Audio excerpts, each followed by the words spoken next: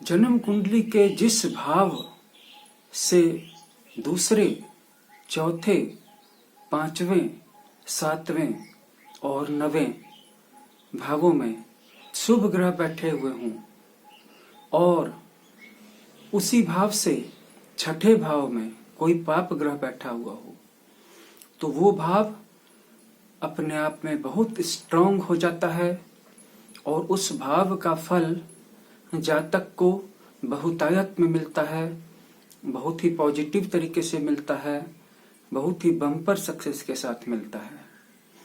उस भाव से संबंधित वस्तुओं की, तत्वों की जीवन में कोई कमी नहीं होती, बल्कि अबंडेंस होती है, समृद्धि होती है। इसीलिए इस नियम को समझ लेना जरूरी है। जब मैं कहता हूं कि किसी भी भाव से दूसरे, चौथे, पांचवें, सातवें और नवें भाव में शुभ ग्रह होने चाहिए, तो इतने के सारे भावों में शुभ ग्रह तो हो नहीं सकते, क्योंकि शुभ ग्रह इतने ज्यादा हैं भी नहीं। इनमें से किसी एक में शुभ ग्रह होने चाहिए और उनमें कोई अशुभ ग्रह साथ में नहीं बैठा होना चाहिए। और जिस भाव से दूसरे, चौथे, पांचवें, सातवें, नवें की हम बात कर रहे हैं, उसी भाव से, उसी भाव को केंद्र मान करके उससे छठे भाव में कोई पाप ग्रह होना चाहिए, जैसे मंगल है, राहु है, शनि है। तब उस भाव का बम्पर फल जातक को जीवन में बहुतायत से मिलता है और जातक को उस भाव से संबंधित तत्वों में, फलों में, एलिमेंट्स में किसी प्रकार की कोई न्यूनता या कमी नहीं रह जाती है।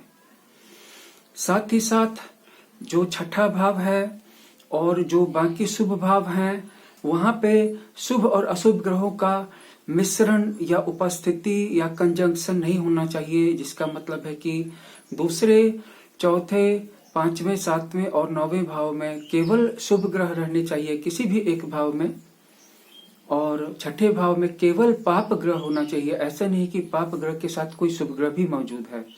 अगर शुभ ग्रह भी मौजूद है तो फिर फल उस रूप में नहीं मिलेगा, फल में संदेह आ जाएगा, फल मिश्रित हो जाएगा।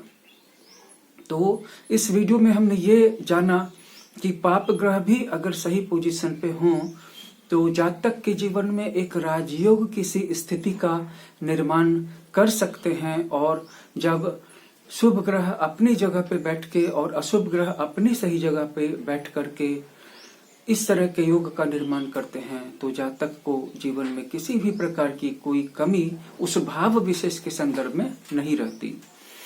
अगर आप अपनी जन्म कुंडली का विश्लेषण करवाना चाहते हैं तो आप हमसे संपर्क कर सकते हैं, जो व्हाट्सएप नंबर डिस्क्रिप्शन में और स्क्रीन पे दिया हुआ है।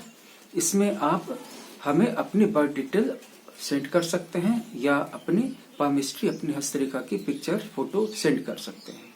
वीडियो वॉच करने के लिए धन्यवाद। इसे शेयर कर दीजिएगा। Thank you.